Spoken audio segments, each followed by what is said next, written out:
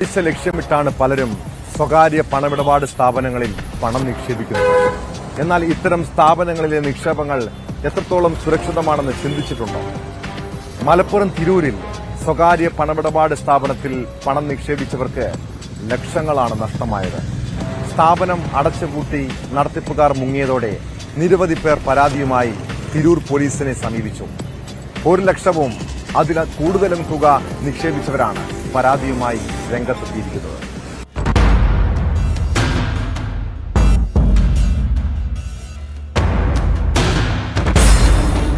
Tirur BP അങ്ങാടിയിൽ പ്രവർത്തിക്കുന്ന സ്വകാര്യ പണമിടപാട് സ്ഥാപനത്തിൽ പണം നിക്ഷേപിച്ചവരാണ് തുക തിരികെ ലഭിച്ചില്ലെന്ന പരാതിയുമായി രംഗത്തെത്തിയത്.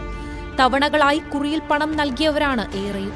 1 ലക്ഷത്തിന്റെയും അതിനു മുകളിലുള്ള സംഖ്യകളുടെയും കുറികളിലാണ് പണം നിക്ഷേപിച്ചത്. എന്നാൽ കാലാവധി കഴിഞ്ഞിട്ടും പണം നൽകിയില്ലെന്നാണ് പരാതി. ഞാൻ കാരാട്ട് കുറീസിലെ ഒരു ചിട്ടാളനാണ്.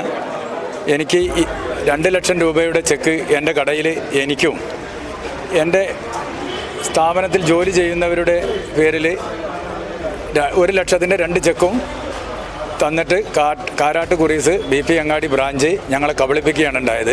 എനിക്ക് 3 ലക്ഷം രൂപ തരാനുള്ളത്. അതിൽ ഇന്ന് തരും നാളെ തരും എന്നാണ് ഞാൻ ചെല്ലുമ്പോൾ അവർ ചെക്ക് തരാം, മാനേജറില്ല, ഓഫീസിൽ മാനേജറില്ല, മാനേജർ ചെക്ക് വാങ്ങാൻ പോയിക്കുന്നു, അങ്ങനെയുള്ള ഓരോ മുട്ടനായങ്ങളാണ് പറയുന്നത്. അവർ ഇതുവരെയായിട്ടൊന്നും കിട്ടിയിട്ടില്ല. ഒരു 2,60,000 രൂപ ഞാൻ അടച്ചിരിക്കുന്നു.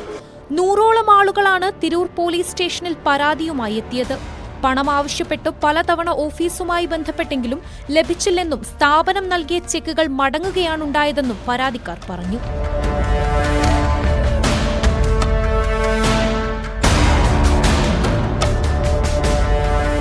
ന്യൂസ് 18 തിരൂർ.